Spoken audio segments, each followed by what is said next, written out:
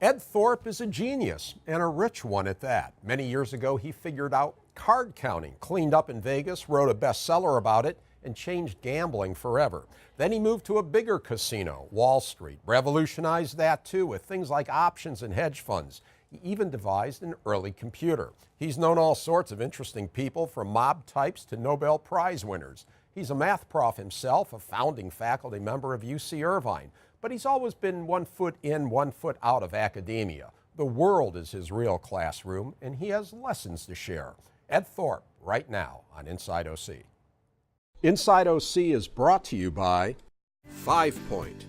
5 Point is an independent real estate development company with assets under management across California. 5 Point is a proud sponsor of public television and community programming. Chapman University, with its Center for Science and Technology, under construction in Orange, California, is a proud sponsor of Inside OC.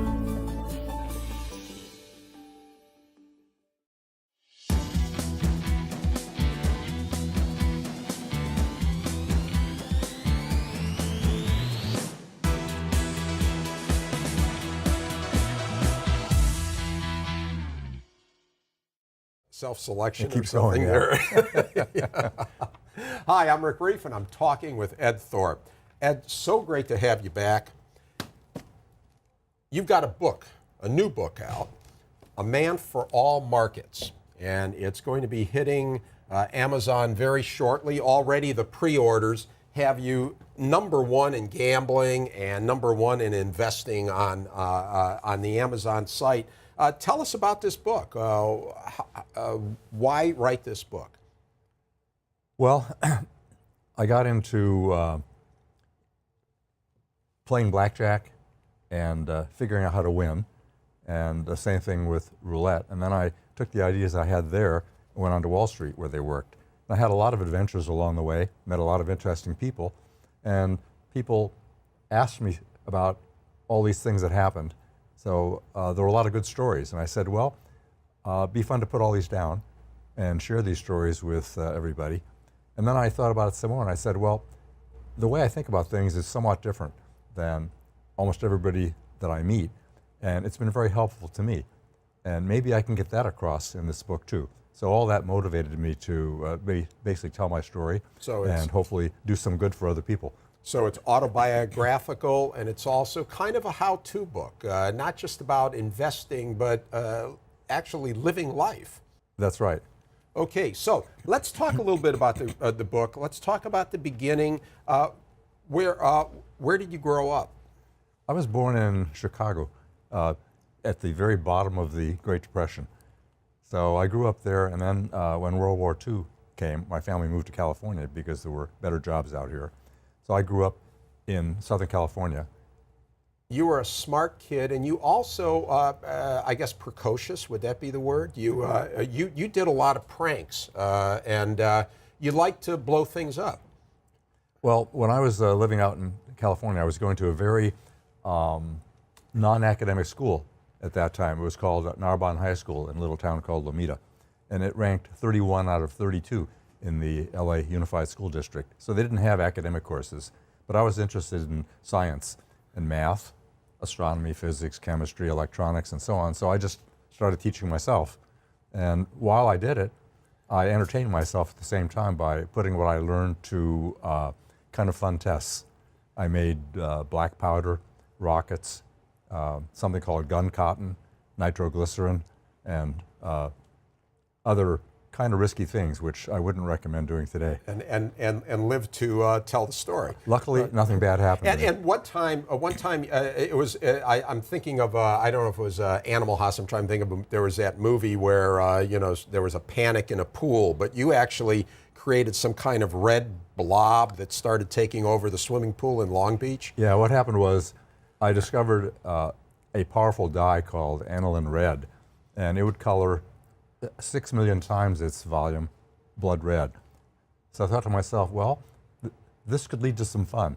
So I got about 20 grams of it and put a little pinch of it in the goldfish pool. And the goldfish pool turned totally blood red. And my mother came out and thought that blood was me, and I was somewhere in the goldfish pool. So she began to scream. So, so then I thought, well, what about doing this on a bigger scale? And hence the pool and people, and you were never caught, right? I mean, it was made the newspapers that this had happened. Yeah, well, I went down to the biggest indoor swimming pool around, the Long Beach Plunge, and I colored that quite red with my aniline dye, but no one ever knew who did it or how it happened. And it was in the newspapers the next day that some prankster had done this. Everybody ran screaming from the pool. They all got tickets to get back in, but many of them did not use those tickets. Okay, so when did you know I'm smarter than other people? I don't think of myself or other people that way. Everybody's good at something, and any person knows something some other person doesn't know, and can do something some other person doesn't know. They can sing better, they can run faster, they can speak more languages, whatever it happens to be. So I just don't think in those terms. All right, so you never thought of yourself as like superior or anything like that? No. But obviously other people, I mean, like your parents, your teachers, did they talk about, wow, this kid's really brilliant? Well, I know that when I came out from Chicago, it was the middle of the 6th grade when we came out, and they wanted me to repeat the 6th grade since I missed the first half of it. And I didn't want to repeat it, and so they gave me a test, and I didn't know what the test was or why I was taking it. So I answered most of the questions, and then I just drew a line through the truths on the rest of them so I could go out and play. And then I learned that it was a test to keep me, to allow me to progress to the 7th grade. And I was very upset because I thought, I would have tried harder and done better. And it turned out it was an IQ test. And when they saw the test, they advanced me to the 7th grade with no problem. Okay, and you do talk about IQ in there. One of the devices you invented was something that you could open up doors and things like that. At one point, I think you went into one of the schools so that at night so you could see your IQ score. But you don't ever mention your IQ. Why is that? Well, I don't see any point in it. First of all, it's just a number. Secondly, it doesn't test everything that a person is able to do and their whole set of abilities. So it's like somebody walking around with a star on their chest or a ribbon on their sleeve. I see no point in that. Okay. You went to Vegas. Let's talk about, first, you were a professor before you beat the dealer, right? Yes. So you're a professor at MIT. That's like, that's the ultimate. Well, I was a little lower than a professor. What happened was I got my PhD in math at UCLA, and then I got a position at MIT. It's a so-called CLE Moore instructorship, but it's a competitive honorary instructorship that a lot of very distinguished people have held. Including the beautiful mind guy, right? Yes, John Nash was one of them. Another fellow who won something called the Fields Medal, Paul Cohen, was another one. And Fields Medal is like a Nobel Prize, only it's in mathematics. So a lot of really famous people had that position. So, and so that's how you started at MIT, and then how did you get from there to Las Vegas? Well, I actually had the idea while I was at UCLA to beat roulette, to actually build a machine to predict where the ball would come out. And I was convinced I could do that. I started doing experiments. And the experiments were very positive, and it convinced me that I was almost sure to be able to do it. And just to check it out, I was at a party one time, and there was a guy sitting in an alcove playing the bongo drums. And his name was Richard Feynman. So I walked over to him, and I said to myself, if anybody knows how to beat roulette, this guy will. So I went over and asked him if he knew of any way to beat roulette, and he said, no, there isn't any way. So I said, that's great, because if he doesn't know, maybe I'm the only guy who does. So that got me interested in trying to beat a casino gambling game. So I went out to Vegas over Christmas vacation while I was still at UCLA, and I went there to case roulette wheels. And before I left, somebody told me about a blackjack strategy that was almost even for the player. You couldn't win, but it'd be almost even. I said, well, if I'm going to be playing roulette in casinos, I better learn something about what it's like to be in a casino and to bet money. So I brought a few bucks along and I sat down and played blackjack for about 40 minutes. And what happened to me there, which I tell about in the book, led me to go right back to UCLA, grab the article, think about it, and see how to beat blackjack too. So now I worked on both things at the same time for the next 2 years, beating roulette and beating blackjack. Okay, and they both worked out. Right, yeah. And time won't permit us to get into everything, but the story of the roulette wheel, the experimentation, all of the things you went through are fascinating. But at blackjack, you came up, basically card reading is, if it's not your invention, it's your perfection. You came up with this system for reading cards. It's now very common because you wrote the best-selling book, Beat the Dealer, that's all about that. But talk about the experiences in Vegas. How did you get in? And because once you started winning, people got suspicious and they didn't like it. Well, when I first started to play, they didn't realize what was happening. They just knew that somehow I was too good and I must be doing something. Some people thought I could count every single card, use all that information and make unbelievable computations in my head, and then do it that way. Other people thought I was marking the cards or doing something to them, fooling with them somehow. Other people just didn't know, but they didn't want my action because they didn't want to lose the money. And word gradually spread that there was this problem player. And I thought to myself, well, I'm not in this for the money. The reason that I worked out blackjack in the first place, and the same thing with roulette, is that mathematicians, of which I was one, had spent a couple hundred years developing something called probability theory. And with that theory, they showed that almost no gambling system could possibly work, and almost no gambling game could possibly be beaten. So I thought, this is going to be big news. This is a math problem that's worth telling people the answer to. So that's how I got into it. And then when I actually figured out how to beat blackjack, for example, there was a lot of cynicism from casinos and in the press. And I also got people wanting to back me. So I said, well, maybe there's something I'm overlooking. So I need to go out there and actually show it works. And so I went out there and it worked. And some of the people that backed you were, you might say, unsavory characters.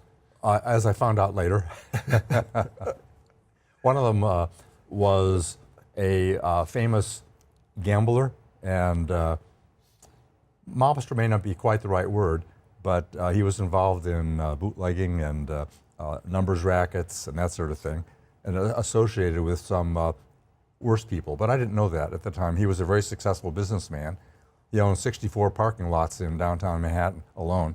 He told me that when it snowed one day, he lost $1.5 million in revenue. So he appeared to be a legitimate businessman. And in fact, when Connie Bruck wrote a book about Steve Ross called Master of the Game, she referred to this guy, Emanuel Kimmel, and he was the big money behind what eventually became Time Warner when things got merged together.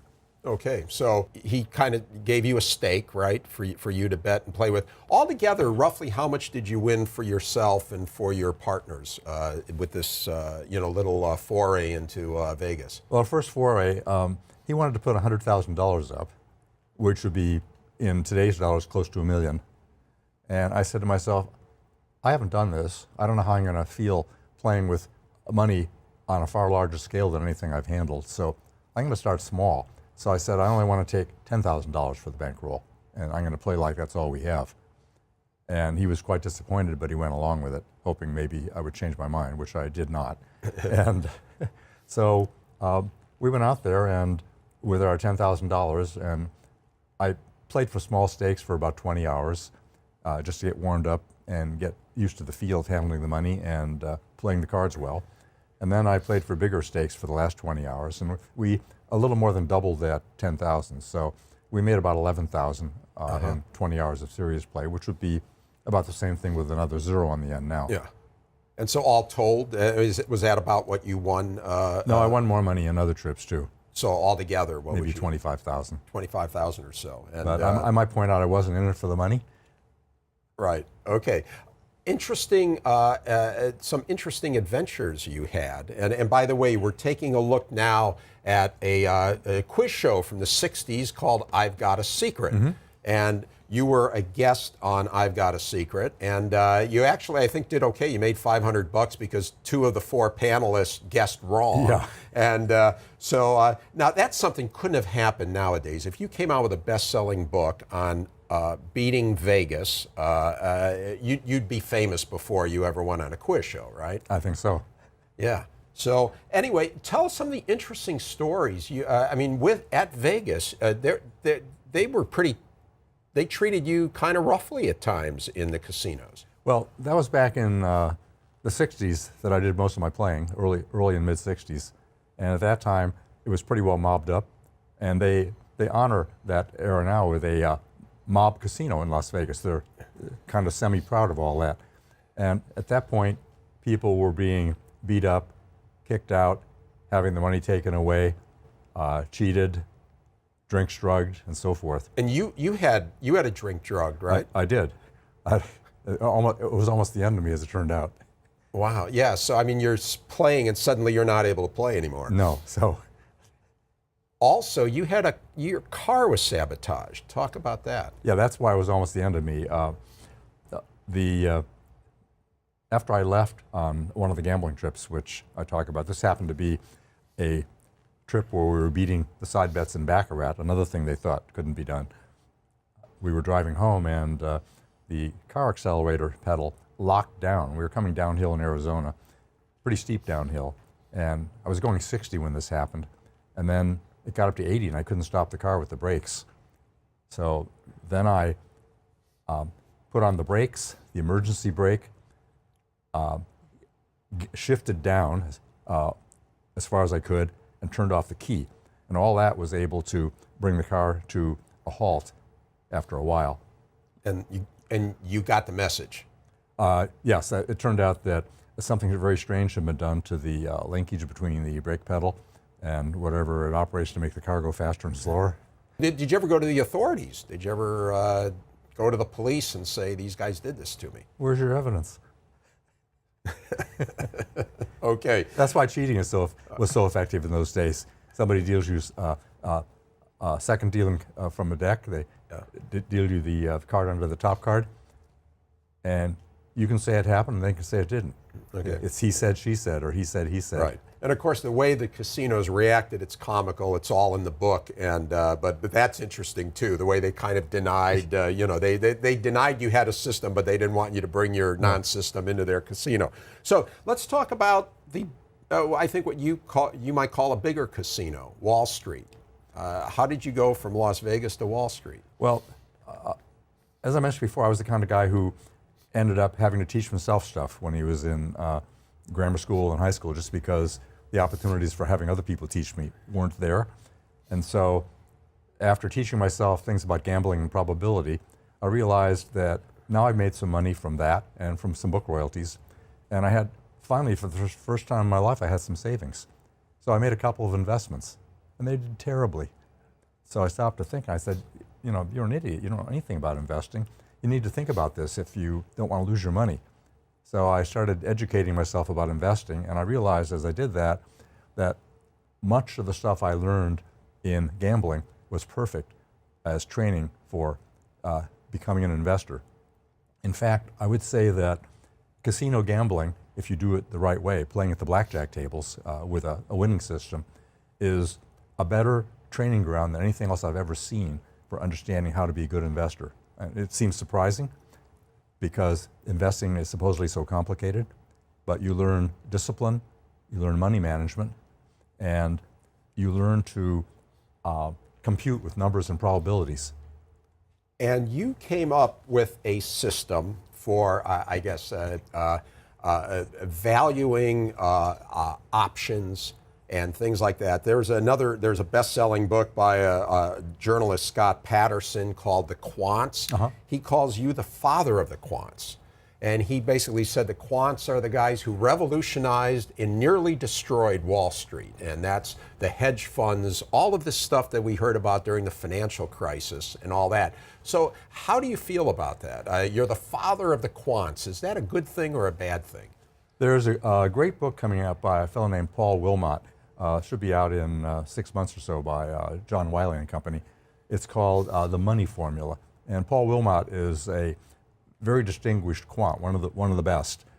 And he said it quite well. He said that what happened was, once the quantitative revolution got started on Wall Street, which is where I came in, after it picked up speed, then a lot of people with mathematical training, but not a whole lot of street smart sense, came in and began using models and formulas that didn't have good thinking behind them. I'll give you one example. There's something called a collateralized mortgage obligation.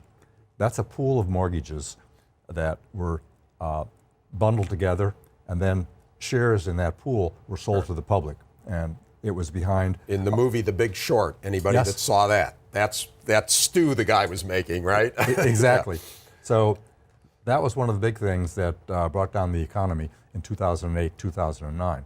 So the quants made assumptions when they evaluated those things. They said, well, the chance of prepayment on these things is such and such. The chance of defaults is such and such. Well, those chances aren't quantifiable. And when I looked at that problem back in 1985, I said, you can't build a proper valuation theory on these things because those two things are not possible to quantify. You don't know whether there'll be a turn in the economy that causes huge numbers of defaults suddenly. You don't know if the interest rates will shift greatly in one direction or another and move the rate of prepayment way up or way down. So they're building a model on garbage. And so this is where the problem with the quants came in. They used too much math with too little basis for what they were doing. And the reason that has gone on and will continue to go on is because the sell side of Wall Street wants products, and they want to get people to buy the products, and they want to get paid for doing all this. So they keep pumping stuff out, and a lot of the quants just ratify these terrible products, but they don't have a sound basis for it. So I guess you're answering the question I wanted to follow up with, which is all these financial reforms that were enacted after the financial crisis, are they working? Are we going to avoid another financial meltdown? Well, the financial industry, on the one hand, and the more libertarian among the political class don't like these regulations. They want to get rid of them. Those regulations, or regulations of that type, were originally enacted back in the 30s, the first and second Glass-Steagall Acts, for example. And then more regulations were enacted in the 90s, and then there was a great effort on the part of the financial industry to get rid of them. And one of the reasons they want to get rid of them is they like leverage because they can make a lot more money when things are good. And they're not too scared of what's going to happen if things blow up, like they did in 1929, like they did in 2008, 2009, like they did with long-term capital management in 1998, and so forth. They're not too worried about that because we, the taxpayers, will bail them out. So it's heads they win, tails the rest of us lose. And so that's the problem about regulation. That's why there's so much opposition to it. All right, so the bottom line is, are the reforms, have we reformed enough? No, and I predict that the next administration will roll back as many of these safety net provisions as they possibly can, because they think less regulation is better than more. Now, Okay. I'm not saying they're wrong, but I am saying that in the past, it's not been good. Okay. We've got about a minute, so if you can, in a minute, there's been much talk about high-frequency trading. Michael Lewis wrote a book about it, and there are some people who say that's these computers that people erect so they can like get into the a millisecond and make a deal, and A lot of money to be made, I guess, but a lot of people say this makes the market more efficient. Others say it's just, it's like a cancer on the system. How do you feel? High frequency trading transfers about $30 billion a year from the pockets of all the regular investors who are actually buying and selling stuff for a reason to the pockets of the manipulators who run the computers. Now, the claim that it makes the market more efficient or more liquid is, in my opinion, smoke. Okay, and that was perfect timing, Ed, and so much for this. Now, we do have a part 2 coming up, and we'll continue the discussion. There's a lot of other things I want to get into: Warren Buffett, Bernie Madoff, Rudy Giuliani, and a lot of other things. That will be on our next show, but for now, you can watch this show again and post shows by going to pbssocal.org or rickreef.com. You can also catch our shows and our post-show open mic chatter on YouTube, and follow us on Facebook, Twitter, and Instagram. Thanks for watching. We'll see you again with the next show on Inside OC.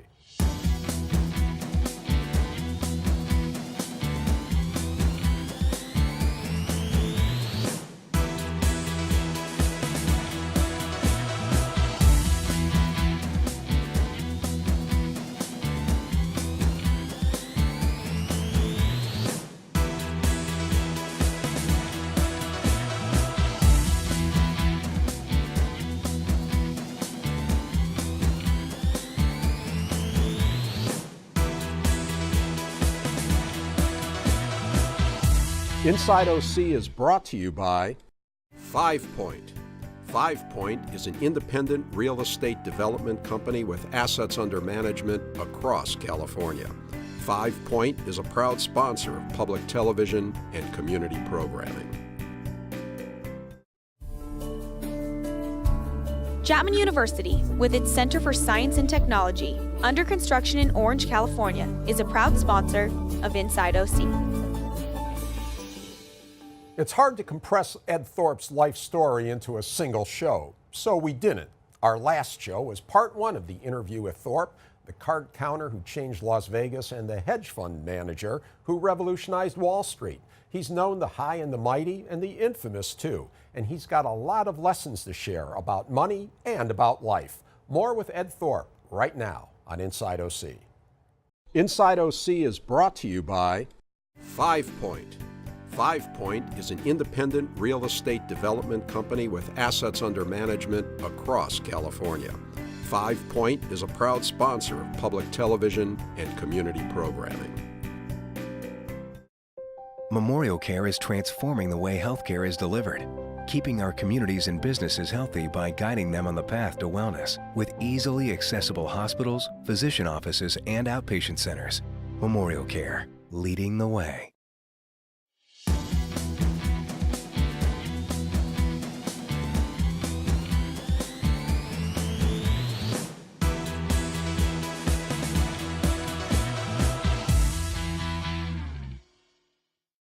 Hi, I'm Rick Reef, and I'm back with Ed Thorpe. Well, Ed, let's show this book. This is your new book, Yes. A Man for All Markets, available on Amazon, and even with the pre-orders, #1 in the gambling category. Your reputation precedes you. So in our first episode, we talked a lot about the autobiographical information in this book. Let's talk now about some of the interesting people that you have encountered in your life journey as an inventor, a card counter, a hedge fund manager, and all that. Let's talk about Warren Buffett. Well, when I first came to UCI, that was in 1965 when the campus opened. That's when I started working hard on figuring out how to value warrants and how I got into a successful investing career. And after a couple of years, word of what I was doing spread around campus, and people wanted to invest with me. So I opened up individual accounts for a number of the people. One of them was a fellow named Ralph Waldo Gerard, who was the dean of the graduate school, a member of the National Academy of Sciences. But he also was an investor in a partnership called Buffett Partners Limited. And Buffett Partners Limited was shutting down in 1968 to 1970 because Warren Buffett said, stock prices are so high, there's nothing to do anymore. I mean, it's terrible. So he was cashing out and giving the money back to his investors. So Gerard said, well, I've got to find somebody else to put this money with.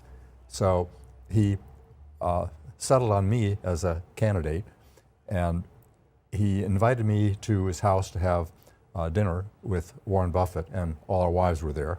And we hit it off quite well, and we talked, and then I played bridge with Buffett down in Emerald Bay a couple of times. And Buffett asked me a lot of questions, and I answered. And then Gerard decided he'd invest money with me. So I guess I passed whatever the tests were. Okay, so you're a super smart guy. That's pretty much been stipulated. Is Buffett a really bright guy? Yeah, he's very smart. He's much smarter than you would imagine. He talks a mile a minute. He's funny. He's clever. He also has good math skills. So he's very comfortable with numbers and can do a lot of good computing in his head, which he needs to do if he's reading hundreds and hundreds of company balance sheets and income statements. How is he as a bridge player? I couldn't tell then. I seemed pretty good, and I would say he must be very good by now because he plays with a world-class partner and he spends a lot of time at it. So he's got to be very good. Okay, let's go to the other extreme. Warren Buffett, and then there's another gentleman in the investment world who people have heard about, Bernie Madoff. He was the con man, if you will, the guy with the giant Ponzi scheme that cost people billions of dollars. What was your encounter with Bernie Madoff?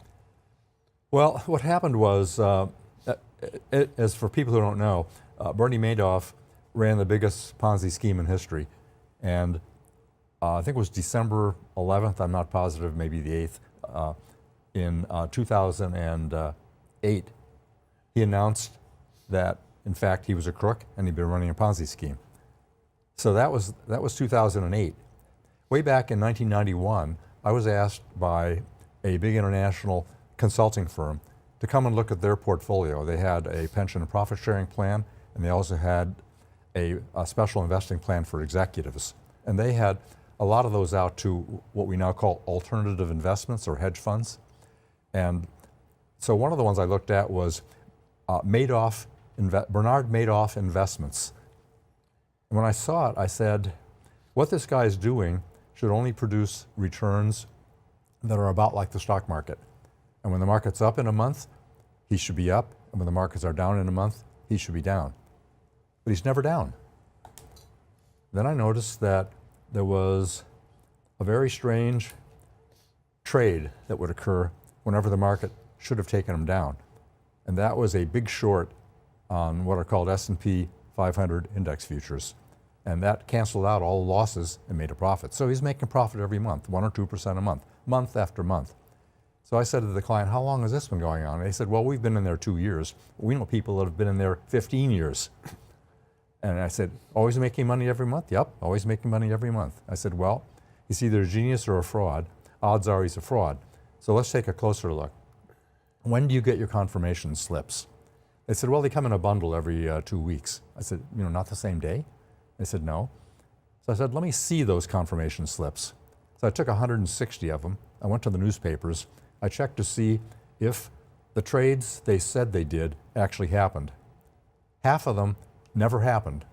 I'd go to the exchange they said they traded on, didn't trade there. I'd see what volume traded, wrong volume, not enough, that sort of thing. So I said, these are fake confirmation slips. This is all fake. There's no real trading here. Let me go over there and have a look. So they called up Bernie Madoff Investments and brother Peter Madoff, who happened to be in charge of information technology, and the guy printing all the fake confirms, said, we will not let him in the front door. So I said, boys, you're being cheated here. This is a total fraud. I've proven it by showing you the trades don't happen. You need to get out. They said, yeah, but we're making 20% a year. I said, yes, but what's your next best alternative? They said, well, we have things where we're making 16% a year. So I said, well, would you like the extra 4% a year in fake money and risk losing your jobs if and when this blows up? Or would you like to get out now and play it safe?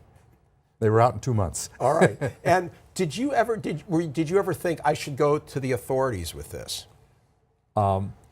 I had heard stories about the SEC and how incompetent and badly run they were, and how they didn't really care about frauds.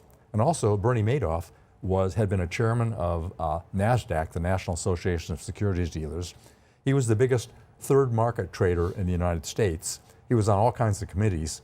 He was the establishment. The SEC had periodically checked him along with all the other big boys and given him the rubber stamp of authenticity. And this happened year after year after year. So you're saying roughly 18 years before this thing finally blew up, you knew this guy was a fraud. I did. And he kept going and for all those years. And in the first in our earlier interview, you talked about you kind of trying to beat the house in Vegas. Was this kind of? I mean, this guy was the house in investing. Well, I'll tell you one thing about investing. It's kind of like the Super Bowl. If you want to have a good Super Bowl team, you've got to have a good offense and a good defense. And a good defense keeps other people from taking your money.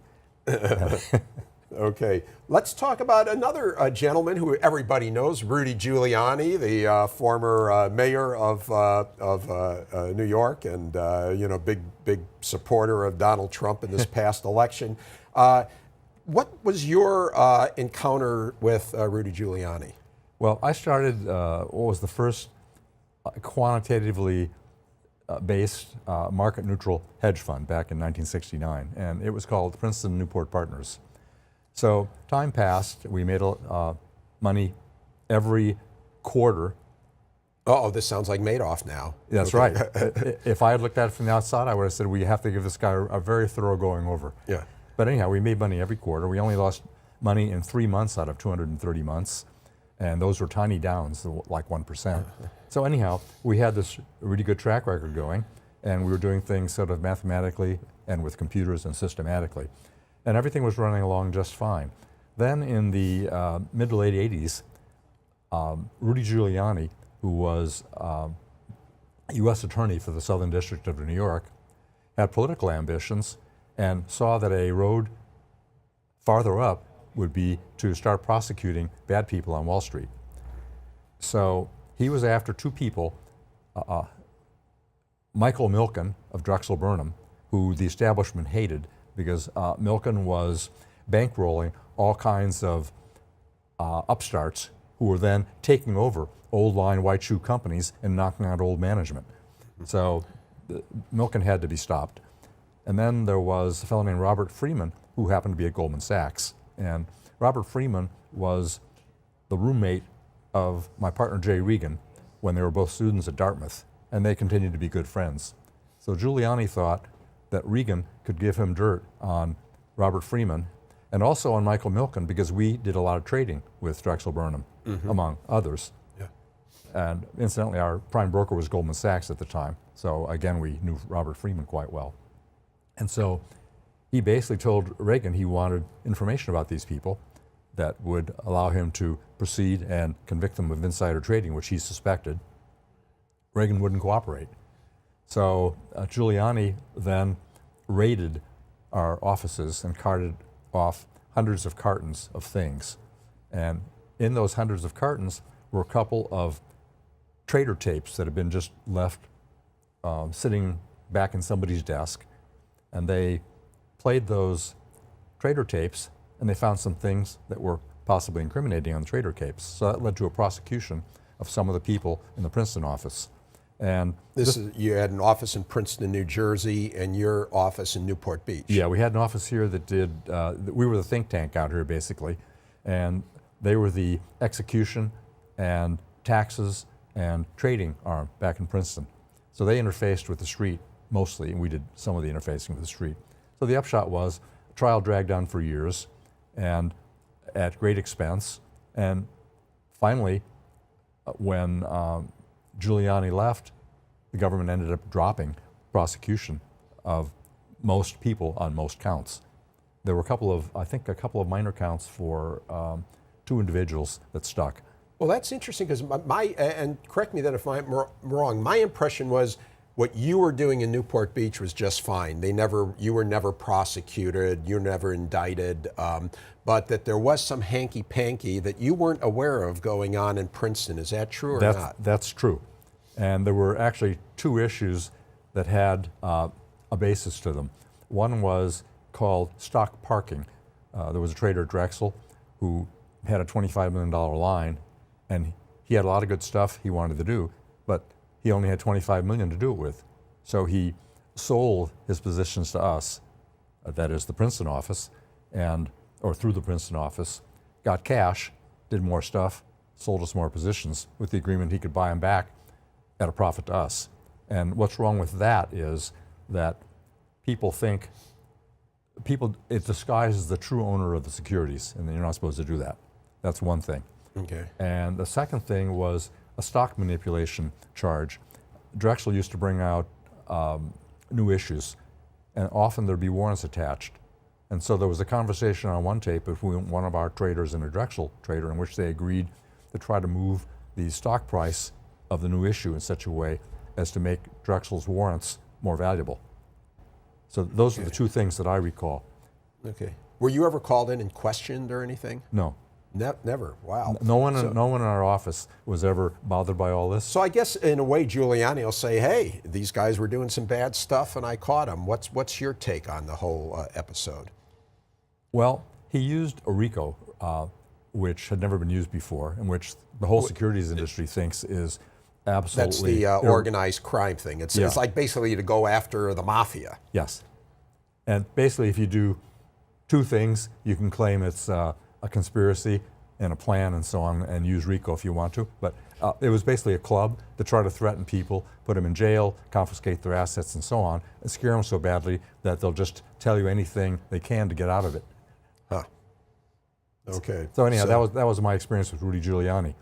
Let's talk about Newport Partners. You made a lot of money there, right? I mean, we Newport Partners. And how much did you? I think I read somewhere that you had an average annual return of 20% a year. Yeah, it was. I think 19.1 is what we. So what was the magic? How could you do something like that? The stock market maybe in the same period was going up 7% on average or something. How do you do that? Well, I had come across on my own a formula that became famous quite later, the so-called Black-Scholes formula, and I had come across it by a rather different methodology. I didn't have as tight a proof as they did, but I knew it was right, and my method was really strong. So I was able to solve all kinds of problems in derivatives and derivative hedging before Wall Street could solve them, and before the academic world could solve them. So I could stay ahead of what was going on, right, and scoop up the profits for 1, 2, 3, 4 years before other people came and found the same things behind me. Interesting. So the hardcore investors out there know what Black-Scholes is. That's actually that's like a model for pricing options, right? It's a mathematical model. It's based on something called the log normal distribution, which is one of right. And when they came out with that paper, that was like revolutionary. It was Absolutely. sort of like when you wrote your first book, Beat the Dealer, on how to count cards. These guys came out Black-Scholes. This is like how to beat the market, but you were already doing it. Yes. But you didn't write a paper about it. When I found this, it didn't occur to me that it had any particularly great significance other than to enable me to invest well. Okay. So over the years, I don't know if you want to disclose this, how much money have you made? How rich are you, I guess is what I'm asking you. A question I don't answer. Okay. All right. But you have confessed to being in the 1%, right? Or have you not even acknowledged that? I thought maybe you have said that. Best to stand mute. Okay. Okay. Anyway, but you have had a relationship. You were a founding math professor at UCI, Mm-hmm. and are you a professor emeritus now, or what? Do you have any association with UCI? Not really, other than being an occasional charitable donor. Yes, and talk about that. Talk about what you've given and for what purposes to the university. Well, my wife Vivian and I endowed a chair in mathematics back in 2004. And we came up with a plan that I like quite a bit for endowing things and for making charitable donations. What I said was, you can draw 2% a year, provided that the corpus doesn't fall below its original inflation-adjusted amount. And they didn't like that. 2% was a very small number. They like to spend things a lot faster than that. But I said, well, you're going to have to do it that way or not at all. So they did. And I said, if you do it that way, it's going to grow to some gigantic number at some point. So it was a little over $1 million when I gave it, and it's around 2.5 now. I'm not sure the exact figure because it's in Berkshire Hathaway stock, Warren Buffett's company. Not bad. Right. Not bad. Okay. So a happy ending to that and teaching fiscal prudence to an institution. Okay. We're getting low on time, and there's so many other things I want to touch on. But one thing I would like you to talk about is you're amazingly fit. You are 84 years old, and you have a spring in your step. You are, in very good shape. What do you have a secret to that too? Well, I try to stay aerobically fit, try to keep good muscular strength. I work on flexibility. That's my weakest single thing and where I need the most work. I pay attention to medical things. I get frequent checkups, and if something starts to go wrong, I head it off right away instead of waiting until it's too late. I get a cheap protection with vaccinations, and I stay kind of ahead of the curve on which vaccinations I get.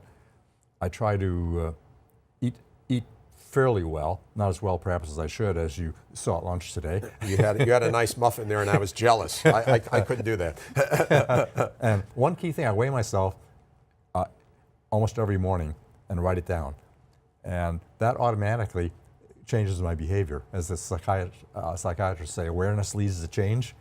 So if I find my weight creeping up, I find myself eating less without even thinking about it. Okay. In this book, toward the end, you tell your whole life story, autobiography, and then you have a lot of lessons. And one of the last chapters, I think it was the epilogue to your late wife, Vivian, very touching. And you almost end with, for a guy that's done all these, this quantitative stuff and everything, it's something I think anybody could grasp. I think you're saying marry well and be surrounded by friends and family. You know what really matters in life's journey isn't how much money you make or how many things you have, in my opinion. It's who you spend your time with and who you're close to. Family, spouse, good friends. So life is really about spending time well. And I think you've done that. So let's spend the last couple minutes here really well. And you said you were kind of interested, you've had some time now to examine certain things, and that you had some ideas, and you picked some really big issues like guns. Okay. What's your thought on guns? Well, to me, the rational solution is simple, even though there's so much controversy, and most people will be satisfied with it. If you look at how many people die from guns each year in the United States, it's about 35,000 people.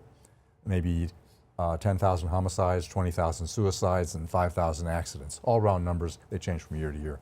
If you look at motor vehicles, same story. About 35,000 people die a year. Now, what do we do with motor vehicles? If you want to drive a car, you need a license. I say if you want to own a gun, you need a license. If you want to qualify for a license, you need to be trained.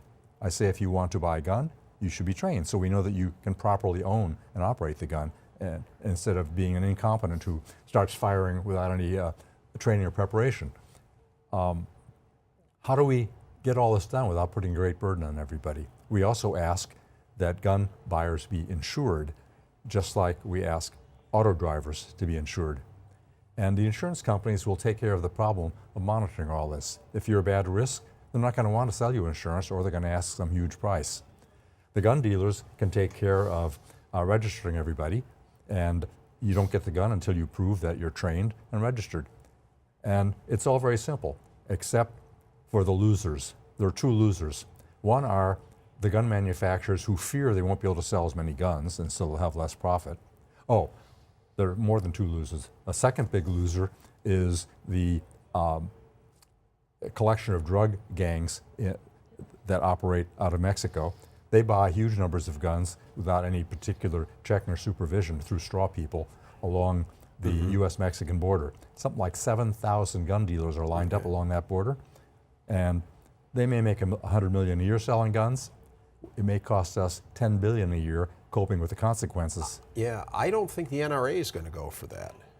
Well, they might not go for it, but it doesn't threaten the Second Amendment. You still have the right to own a gun. All you have to do is show that you're competent. Okay. Also wanted to ask you, you're 84 years young. What's next? Is there anything you still want to do? A lot of stuff, actually. One of them is do more traveling, which this book has kept me a little too busy for the last few months. But once I'm loose again, I'm going to go travel quite a bit. I also want to write more things, and there are quite a variety of options for that. And I love learning things, which is one of my favorite things. Yeah, have you ever felt like you've stopped learning? No. Okay, and as far as, well, I'll tell you what, let's, something else I'd like to touch on, you wrote here, global warming.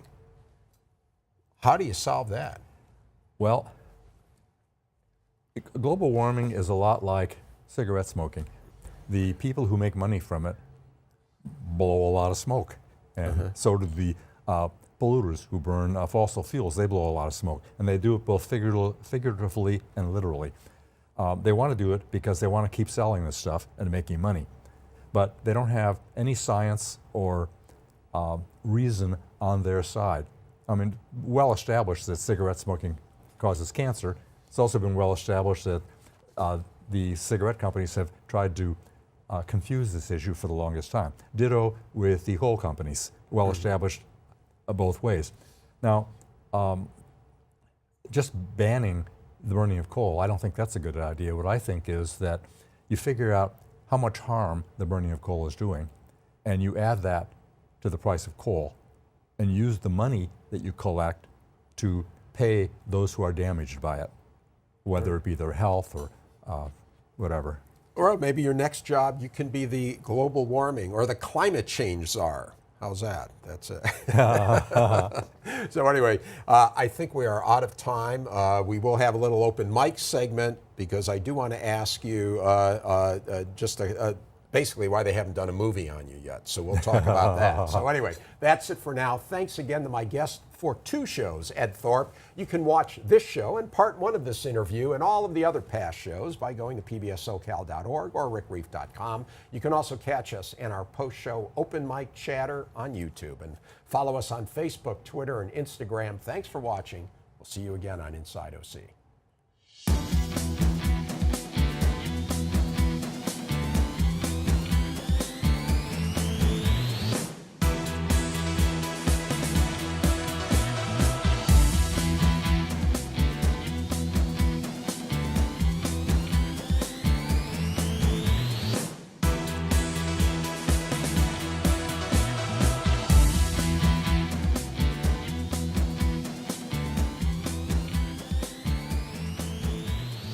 Inside OC is brought to you by 5 Point. 5 Point is an independent real estate development company with assets under management across California. 5 Point is a proud sponsor of public television and community programming. Memorial Care is transforming the way healthcare is delivered, keeping our communities and businesses healthy by guiding them on the path to wellness with easily accessible hospitals, physician offices, and outpatient centers. Memorial Care, leading the way.